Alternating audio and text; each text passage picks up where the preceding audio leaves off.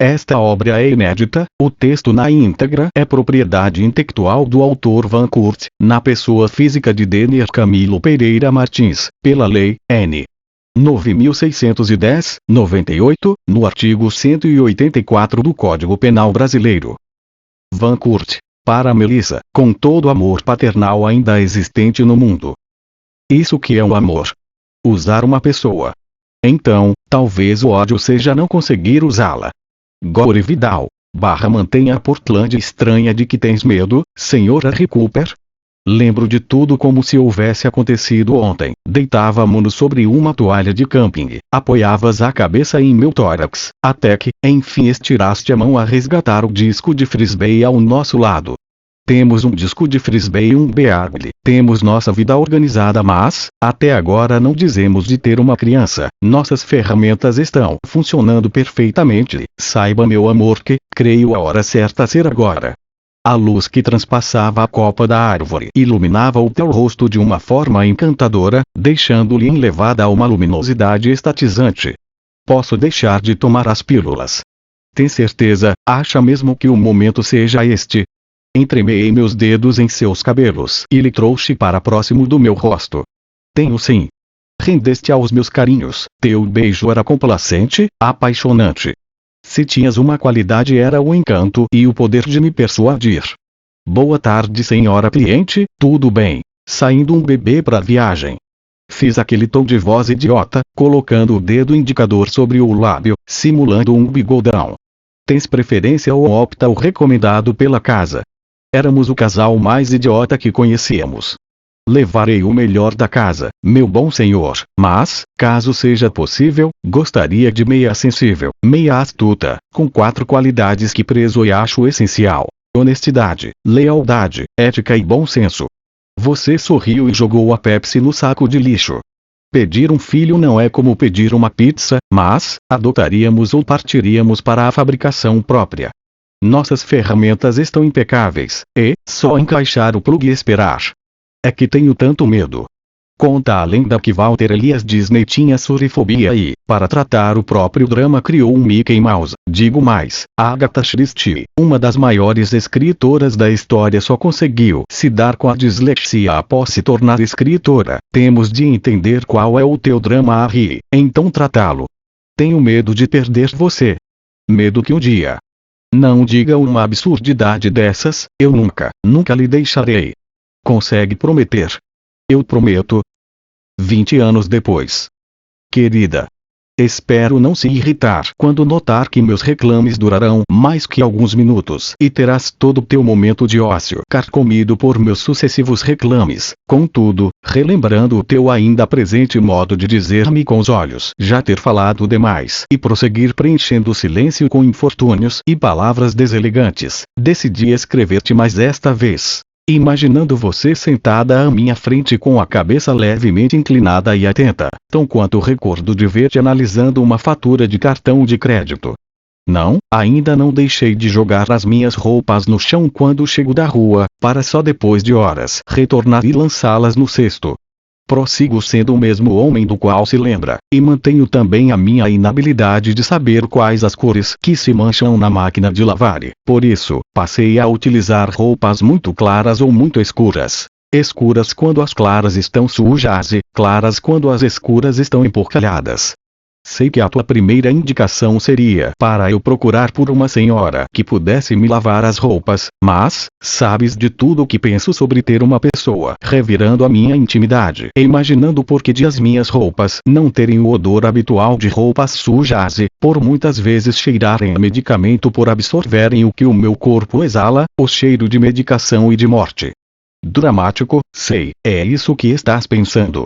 Que estou sendo dramático e que encontraria uma centena de tiazonas tão acostumadas a tal rotina que poderiam até pouco me cobrar para cozinhar e cuidar de mim como se cuida de um cachorro atropelado, mas, digo-lhe que não estou, a fim de ter uma tratadora olhando para mim com olhos que se olha para quem está morrendo, onde ao final, a vida é apenas a esteira para a morte.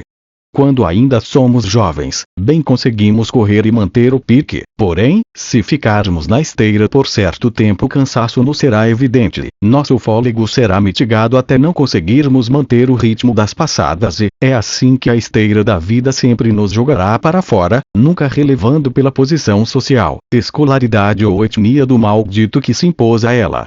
Depois de meio século é que me fora insensivelmente revelado a importância da morte, a importância da vida e o quão genial é a ideia de que tudo tem de morrer para dar espaço a um novo, que a morte nada mais é senão a renovação do velho, de conceitos e de tudo que acreditávamos incapaz de ser melhorado ou piorado. Que o fenecimento não é o fim apenas de pessoas que caminham às margens da lei, mas de todos que ocupam o que chamamos de terra. Certo. Fora apenas quando deixei o hospital pela segunda vez, ao rejeitar me submeter ao processo de quimioterapia, que conceitos como este vieram-me à tona. Então, não diga que hoje estou sendo dramático, mas que hoje estou sendo realista e nada mais. Realidade afinal, não é por aqui, uma ação tão bem aceita quanto gentileza, como quando a atendente do hospital me perguntou: "O senhor é divorciado?" Não. Não sou divorciado. Foi quando o computador dela emitiu um som. Ela digitou mais letras que imaginei necessárias em um prontuário médico. Qual o telefone da sua senhora? Hoje, apenas para constar na ficha. Agora ela demorou um bom tempo balbuciando a pergunta, pois parecia indecisa em ler a mensagem da sua rede de relacionamento online ou me atender. Se tem uma esposa para me levar para casa quando a oncotomia terminar. Isso. Ela concluiu antes mesmo de eu terminar a frase. Pareceu também concluir sua conversa virtual. Não tenho. Eu ainda sou casado. Por outro lado, a minha esposa faleceu há muito tempo. Foi então que ela me olhou com aqueles olhos. Você deve se lembrar como a tua irmã me olhava quando ainda éramos uma bela família e, alcoolizado, tentava emplacar uma piada em um dos nossos churrascos dominicais. Aqueles olhos de desaprovação, mas, agora eu não tentava ser engraçado nem estava embriagado. Afinal, desde quando tudo aconteceu, perdi o apreço pela bebida e hoje, nem mesmo xarope levo à minha boca. Ela conseguiu, querida. Ela conseguiu acabar com tudo nela que de você restou, sua meiguice, sua decência, absolutamente tudo, mas não quero falar disso agora. Teremos tempo para tocar nesse assunto depois. Sim, claro. Sobre a atendente do hospital? Ela rebaixou os olhos e mais uma vez perguntou: "Então, o senhor é casado ou não?" Parecia ter compreendido o que disse e querer apenas me importunar. A minha esposa faleceu, mas, antes de falecer não me pediu o divórcio, por isso, ainda estou casado. Eu a lancei um sorriso e ela o rebateu de modo brutal, como um daqueles rebatedores de baseball, lançou-o para tão longe que apenas o silêncio se manteve entre nós. Eu ainda sou casado, respondendo tuas perguntas futuras, não. Não divido uma morada com ninguém. Eu sinto muito. Agora, do seu íntimo, ela buscou sua fantasia de atendente de hospital particular, acho que para evitar uma reclamação minha em seu nome. Não sinta. Retruquei ágil. Todos morrerão um dia e, o que me pergunto todos os dias é, qual a melhor forma de morrer? Se é melhor morrer aos 90 anos de falência múltipla dos órgãos ou atropelado por um ônibus aos 35? Como deva ser morrer por um acidente vascular cerebral, que tende a nos lerdear o corpo até que nosso fôlego seja tirado? Bem, não conheço ninguém que possa esclarecer esta minha última dúvida. Ou que possa me contar como é morrer por um AVC. O melhor mesmo deva ser morrer um pouco a cada dia como nós, cancerosos, morrer a cabeça depois que o corpo já parou de se mover, desfrutar o que ainda nos resta, vasculhando com os olhos a feição de cada um dos que aparecem para nos dizer adeus, olhar na alma das pessoas que amamos, mesmo que elas não sintam o mesmo amor que sentimos por elas. Não há uma melhor forma de morrer, Senhor. Existe sim, uma melhor forma de viver, é isso que penso. E ela parecia dizer sobre sua real verdade, pois, seus olhos enrubesceram até que ela gaguejasse as últimas palavras. Temos mesmo é que dar valor a quem nos dê, e gostar de quem nos gosta. Engoliu em seco. Somente agora tive a curiosidade de vasculhar por algum detalhe marcante em seu rosto, se tinha olhos grandes, alguma calosidade nasal ou característica que me favorecesse identificá-la entre todas aquelas atendentes em vestes brancas, porquanto, nada de espetaculoso emoldurava seu rosto e, sim, era uma mulher bonita, 30 anos ou menos, nariz afilado, seus lábios eram um pouco mais estreitos que os da nossa filha. Não sei se você tem a projeção de quão linda ela ficaria quando adulta. Ao averiguar os olhos dela notei que marcas de insônia ou de fanfarrice se destacavam abaixo dos seus castanhos, sob a maquiagem de pigmentação desigual à de sua pele, como se tivesse utilizado dos apetrechos de outra mulher para esconder aquelas marcas. A mulher do guichê ao seu lado era 3 ou 4 tons mais bronzeada que ela e, sim, a maquiagem desapareceria se aplicada nela.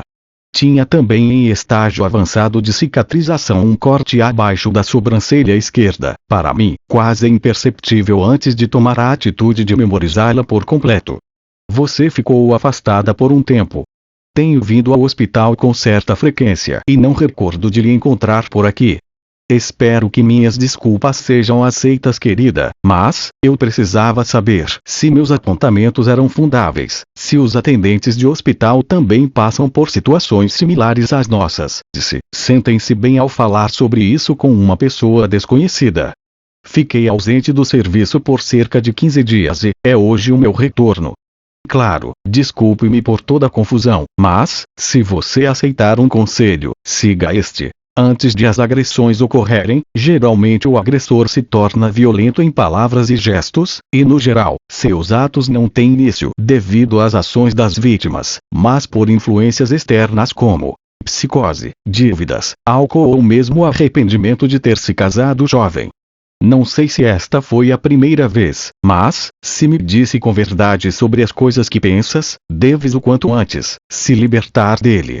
Foi um acidente, não quero falar sobre isso. Pedirei que uma das minhas colegas termine o atendimento do senhor. Com a sua licença. Espalmou a mesa e sua banqueta de rodinhas deslizou para trás. Espere. Farei o seguinte. Sairei para buscar por alguém que não se incomode de eu colocar seu telefone na tua lista e possa ser acordado de madrugada para receber más notícias. Levantei-me perante sua fronte franzida e lábios prensados. Agora estávamos nas mesmas condições e, morrendo a cada segundo. Duvido que nestes 15 dias ela não tenha pensado em morrer ou matar o maldito que a espancou até que chegasse ao limite, desfigurar o seu rosto. Estive pensando, querida, será que todas as esposas agredidas foram surpreendidas por um ato hostil do recente esposo ou, enquanto namorava-o, este já não demonstrava um perfil agressivo ou doentio a ponto de tê-la como uma posse? Mas você sabe melhor que eu que, quando apontamos certas sequelas em nossa vida ter sido implicação de um acidente, as coisas já nos fugiram do controle há tempos e estamos mesmo abstendo-nos de assumir as nossas culpas. Assumo toda a culpa do ocorrido naquele dia e, sei, se estivesse aqui teria me perdoado. Por isso eu me perdoei. Deixei o hospital para pegar um táxi pelo trajeto de volta para casa e, naquele momento senti a real necessidade de ter com quem conversar sobre qualquer assunto. Futebol, ou sobre aqueles filmes de Hollywood que saltaram dos quadrinhos às telas, apresentando ainda versões pouco fiéis às originais dos mais diversos super-heróis, pelos quais pouco me interesso desde os meus 11 anos e agora seria um bom momento para isso, discutir coisas que não me interessam mais. Olhei fixamente a ele e pedi para me deixar ocupar o banco ao seu lado. Claro, ele não hesitou a contornar o carro para abrir a porta para mim. Fiquei imaginando a quantidade de histórias despejadas diariamente nele, e que, depois de algumas horas ele não se lembraria de absolutamente nada do que eu dissesse. Acionou o motor e pediu para eu prender o cinto de segurança, pois eu estava me sentindo bem a ponto de esquecer as regras impostas pelo Departamento de Transporte do Estado do Oregon, se é que o nome seja mesmo este. Creio que o tumulto do hospital, o contraste do pânico de alguns familiares até a sensatez dos médicos, tenha injetado em mim um último fôlego de vida. Um incerto conforto de que o meu drama se confundiria com o de dezenas de pessoas por ali, de algumas que o taxista ultrapassava e caminhavam pelas calçadas da rua. Depois de 2 meses de demissão e trancafiado em casa, notei que ainda estava vivo. Vivo e tão vivo quanto qualquer um daqueles transeuntes com sacolas e bolsas, presentes e materiais de trabalho.